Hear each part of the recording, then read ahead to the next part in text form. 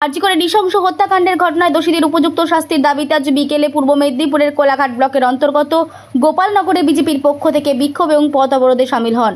এদিন বিকেল 3টে থেকে 4টে পর্যন্ত প্রায় 1 ঘন্টা চলে পথ অবরোধ। এদিন কোলাঘাট যশার রাজ্য সড়কে চলে এই অবরোধ। বিক্ষোভকারীদের টায়ার জ্বালিয়ে বিক্ষোভ চালায়।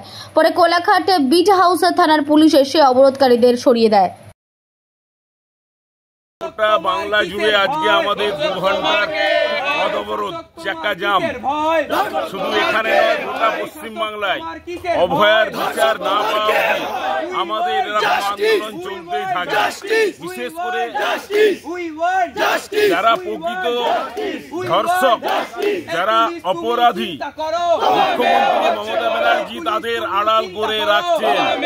এখনো অবধি প্রকৃত দোষীদের গ্রেপ্তার করেননি। সেই প্রকৃত জাস্টিস পাওয়ার জন্য আমাদের এই আন্দোলন পথ অবরোধ সারা বাংলা জুড়ে চলছে এবং আগামীতেও এরকম আন্দোলন আমরা গ্রামে গঞ্জে চালিয়ে যাব। অবিলম্বে দোষীদের গ্রেপ্তার করতে হবে।